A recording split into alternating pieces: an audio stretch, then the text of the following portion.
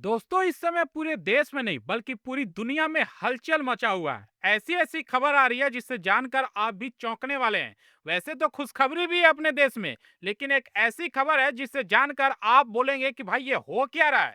सबसे पहले तो आप ये जान लीजिए कि जो दुनिया के सबसे ताकतवर देश यानी अमेरिका, उसके राष्ट्रपति डोनाल्ड ट्रंप के ऊपर हमला हो गया। हालांकि वो बच निकला, लेकिन ये सबसे बड़ी खबर यह है कि डिनर के दौरान जब डोनाल्ड ट्रंप डिनर कर रहा था, उसी समय एक शख्स आया और 7 गोलियां चला दी, तबातोड़ चला दी। हालांकि वो बच गया और बाकी नेता भी बच के वहां से भाग गए। लेकिन सबसे बड़ा सवाल यह है कि एक मतलब बंदूक लेकर कोई वहां तक कैसे पहुंच सकता है, वो भी इतनी बड़ी सिक्योरिटी में। तो सिक्योरिटी इतना ढीला क्यों था? डोनाल्ड ट्रंप ने उसके बाद से जवाब भी दिया, कहा कि भाई हम ईरान को पूरी तरीके से जीत लेंगे और इस युद्ध को जीतने के लिए मुझे जो भी करना पड़े वो मैं सब करूंगा। इसके लिए मुझे कोई गोली भी मारे फिर भी मुझे घंटा फर्क नहीं पड़ता, मेरी जान चली जाए, लेकिन इस बार तो मैं ईरान को पूरी तरीके से जीत लूंगा। मतलब उससे पूरी तरीके से उसके ऊपर भूत चढ़ चुका है कि ईरान को जीतने के लिए वो किसी भी हद तक जा सकता है।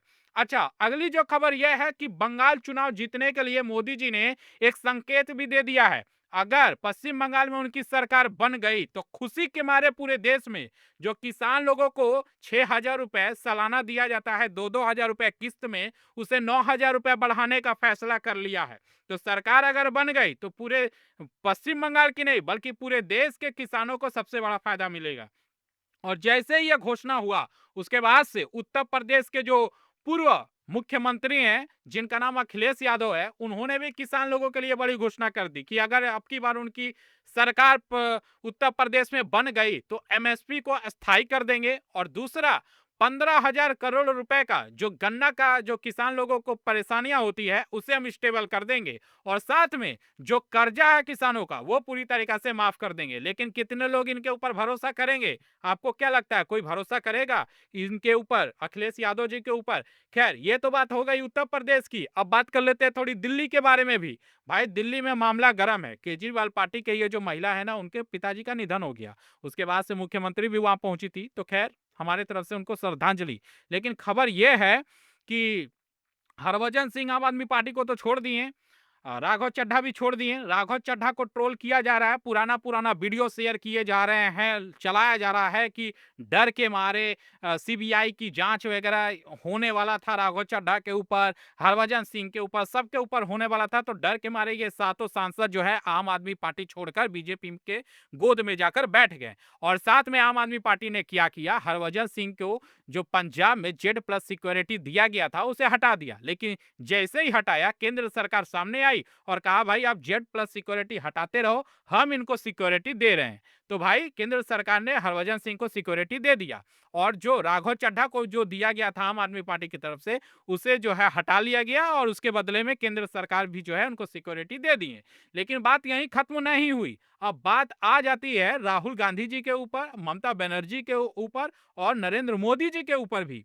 कुल मिलाकर बात यह है ना कि पश्चिम बंगाल में ये जो चुनाव हो रहा है, ममता बनर्जी एक तरफ, बीजेपी, कांग्रेस और बाकी के बड़े से बड़े नेता एक तरफ है भाई साहब। यानी इस बार जो चुनाव पश्चिम बंगाल में हो रहा है, ममता बनर्जी का सिर्फ एक ही शख्स है जो साथ दे रहा है, वो है केजरीवाल। हालांकि ये केजरीवाल कितना हद तक साथ दे सकता है ये तो आपको भी पता है, खुद का पार्टी तो बच नहीं रहा और दूसरे के पार्टी में टांग घुसेड़ रहे हैं। तो भाई ऐसा हालत है कि पश्चिम बंगाल में सत्ता बदलने वाली है, ये आप लिख लीजिए। हालांकि स्पाई बनकर कांग्रेस जो है मतलब अपने राहुल गांधी पहुंचे हैं, लेकिन आपको याद होगा जब सांसद के बाहर राहुल गांधी और नरेंद्र मोदी जी एक साथ मिले थे ना, तो यही चर्चा चल रही थी कि भाई पश्चिम बंगाल में ममता बनर्जी को हटाओ, बाद में हम लोग आपस में लड़कर जो जिसको जो होगा होगा, पहले जो 15 साल से राज कर रहा है उसे तो पहले हटाओ, उसके बाद से हम लोग आपस में लड़ते रहेंगे, चुनाव जीतते रहेंगे, हारते रहेंगे, उससे घंटा कुछ फर्क नहीं पड़ता, लेकिन जो पहले से सत्ता में उसे तो हटाओ। यही बातें सब चल रही थी। इसके अलावा और भी कई ऐसी बड़ी अपडेट आ रही है जो हम आपको बता दें। सबसे पहले तो आप ये भी जान लीजिए कि जिस तरह से अपने देश में हालात बने हुए हैं और गंभीर बने हुए हैं, इसके बारे में किसी को चर्चा मतलब कोई कर ही नहीं रहा। बात यहाँ तक आ गई है कि भाई आम आदमी को जीने के लिए क्या चाहिए?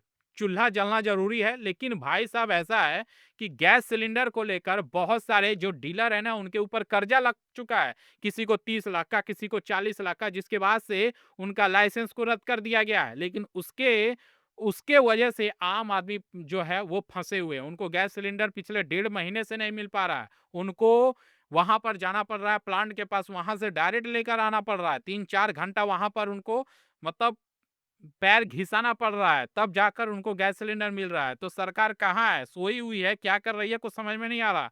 तो भाई इस तरह के डीलर को आप जो है क्यों लाइसेंस देते हो, जब वो पूरी तरीक़ा से सक्षम ही नहीं हो पाता है। तो इसके ऊपर सरकार को ध्यान देना ज़रूरी है। वैसे आपको क्या लगता है कि आपका जो गैस सिलेंडर बुक हो रहा है, वो समय-समय पे मिल पा रहा है या फिर नहीं? ये नीचे कमेंट करके ज़रूर बताइएगा।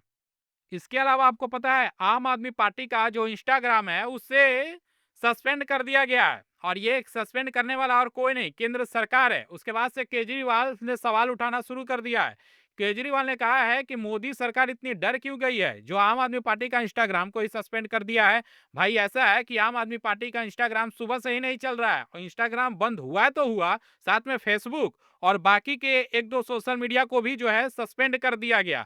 हालांकि एक दो सोशल मीडिया वापस से रिट्रीव हो चुका है, लेकिन अभी तक इंस्टाग्राम जो है सस्पेंड ही पड़ा हुआ है और इसका पूरा आरोप जो है लगाया जा रहा है मोदी सरकार के ऊपर, क्योंकि मोदी सरकार को ये लगता है कि जो बाकी के 2-4 ठो बचे हुए सांसद हैं, वो भी जो है अब पूरी तरीके से साफ हो जाए। कुल मिलाकर बात यह है कि दिल्ली से तो केजरीवाल साफ हो ही गए हैं, बस पंजाब में लोगों को ये लगा था कि दिल्ली को ये सुधार दिए थे तो पंजाब का भी हाल अच्छा हो जाएगा, लेकिन दिल्ली से तो सटनी मतलब छटनी हो गया है, तो पंजाब में भी अब ज़्यादा दिन चलने वाला है नहीं। वैसे आपको क्या लगता है कि अब पंजाब से भी ये केजरीवाल जाने वाले हैं या फिर इनका और भी फ्यूचर अभी ब्राइट है? आप नीचे कमेंट करके ज़रूर बताइएगा। फिलहाल इस वीडियो में इतना ही, धन्यवाद।